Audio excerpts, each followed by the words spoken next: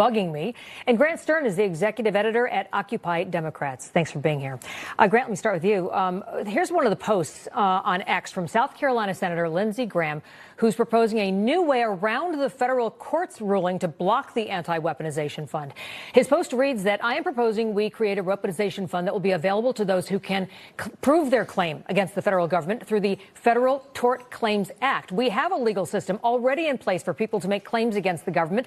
That does not need to be reinvented. It should be noted that one key provision of the Federal Tort Claims Act is that would-be claimants have 2 years after the date of an incident to file the claim, which seemingly then eliminates those at the Capitol on January 6th. So is that an option? And do you think the president's really serious about this, or is it a diversion?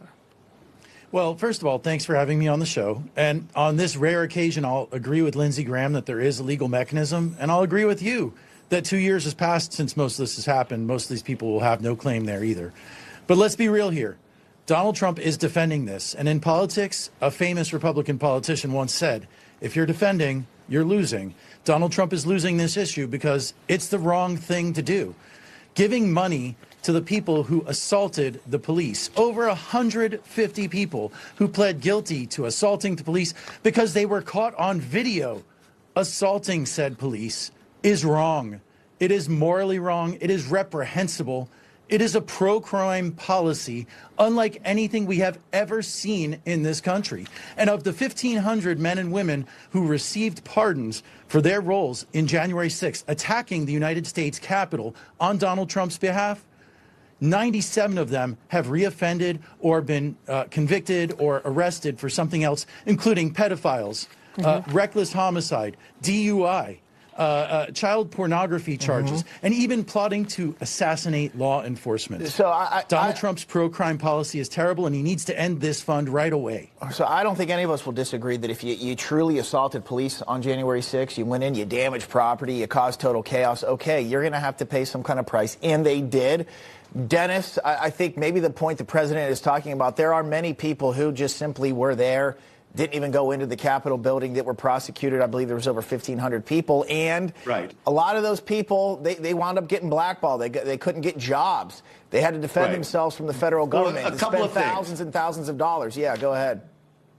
In any group of 1,500 people that have been arrested, I'll bet you statistically that 96 were arrested again has nothing to do with anything, number one. Number two, out of 1,500 people prosecuted, their lives just all but ruined, or an attempt to be ruined.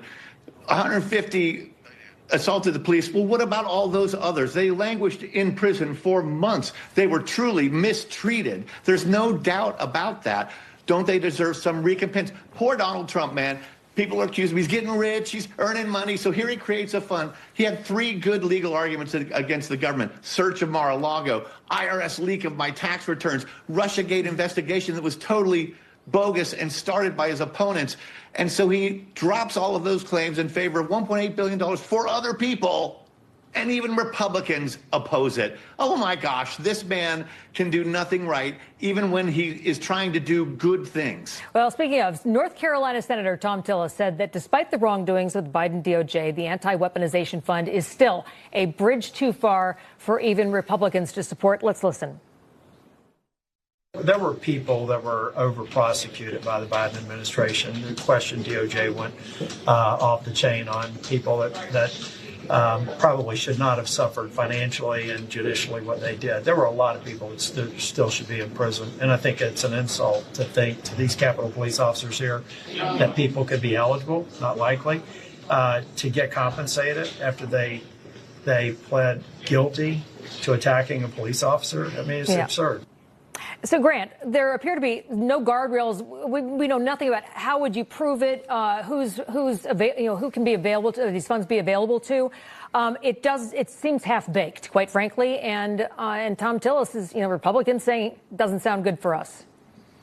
Not only is it half-baked, but as it was written, as it was actually presented, it would have let almost anybody make a claim against the federal government for this money. That's what it sounded like. Yeah. And on top of that, I mean, I heard the other guest, Mr. Neal, and that is a pro-crime policy if I've ever heard one. That is not just crime doesn't pay, that is crime will pay you.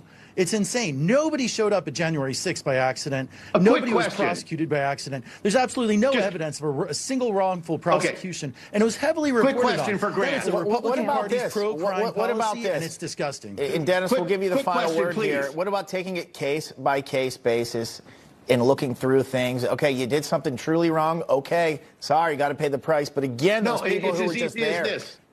It's It's as easy pro-crime. as this, guys. Grant, do you Pro-crime. think that Bad. government weaponization was involved at all in the treatment of any of those 1,500 people prosecuted? Was weaponization of government going not. on, In or fact, no? the government let those people walk out of the Capitol after assaulting the Capitol. Yeah, and the after they let investigation them was walk started under in. the Oh, Trump man. administration.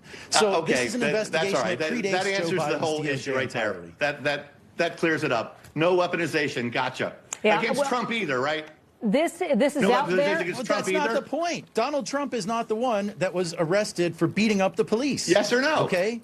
I mean, come on. Let's be real here. Donald Trump didn't beat That's up the 150 police. people and he shouldn't be out of- helping I don't people think that do anyone's that. arguing We're you doing shouldn't this. beat up the police. They're You real shouldn't people. do They that, deserve to be gentlemen. protected, Yep. not have their lives threatened and get paid. But there are people who The people didn't get paid do for that doing that were Yeah. prosecuted. Well, you know what?